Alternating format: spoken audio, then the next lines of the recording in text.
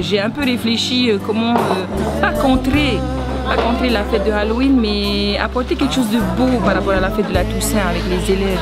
Donc c'était pas dans l'objectif de contrer, mais c'est plutôt de revenir sur la fête de la Toussaint, comment faire vivre la veille, quelque chose de plus noble, de plus beau, voilà, avec les élèves, qui est en lien justement avec cette fête.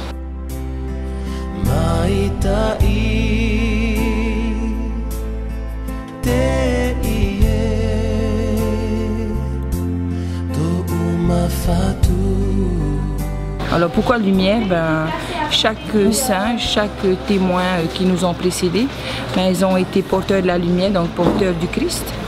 Donc j'essaie au lycée de dire aux jeunes que nous aussi on doit vivre comme des enfants de la lumière, des enfants de Dieu. Voilà. C'est qu'à l'âge de 11 ans, étant jolie et coriace, elle était poursuivie par un jeune homme qui vivait sous le même toit qu'elle et sa famille, Alessandro Serenelli, qui un jour a tenté de la violer. Et puis elle se débattait tout en disant que Dieu ne permettrait pas ça, que c'était un péché, que cela n'était pas bon. Il l'avait poignardée. Il me semble qu'il lui a donné 14 coups. Et donc le lendemain, elle est décédée. Et quelque temps après la sortie d'Alessandro de prison, il est allé sur sa tombe et puis en même temps il s'est converti. Pour moi, pour tout le monde, c'est devenu un miracle. Voilà. Et est-ce que c'est un bon exemple pour les jeunes aujourd'hui? Maria Grotti devrait être un exemple pour les jeunes parce qu'à son âge, elle ne faisait pas vraiment de bêtises, elle essayait de garder sa pureté et elle essayait d'être à l'image de Dieu, de rester sainte. Alors que nous, à l'âge de 12 ans, on commence déjà à sortir, à fumer ou à boire. Et puis, en tant que jeune, on fait plein de bêtises. Tu la connaissais avant la catéchèse? J'avais déjà entendu parler d'elle par mes parents qui sont catéchistes tous les deux. Mais avec mon prof de catéchèse de cette année, j'ai pu mieux connaître son histoire.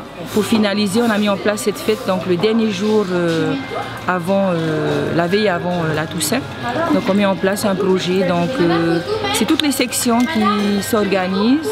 Donc la section de cuisine, la section esthétique, la section ATBJ en bijouterie. Donc on met en place plusieurs travaux. Donc par exemple en cuisine, ils préparent un menu à thème. Et en esthétique, donc cette année c'est une première, donc cette année le culinaire va rencontrer les travaux en esthétique, donc le mariage du culinaire et de l'esthétique. C'est un masque régénérant fabriqué avec des produits comestibles, c'est-à-dire des fruits rouges, de la gélatine végétale.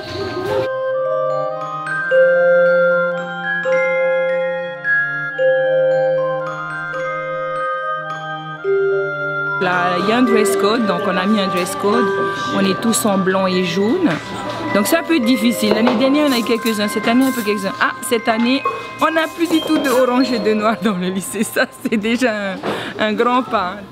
J'aime beaucoup parce que c'est une fête en fait à rapport à des saints tout d'abord. Et ça vient vraiment effacer vraiment tout ce qui est mauvais au niveau Halloween. C'est vraiment beau, c'est quelque chose de nouveau. Donc vraiment il faut vraiment s'y mettre. Et avec les saints là-haut, ils te suivent partout. Et vive vraiment la fête des Lumières, vive les saints.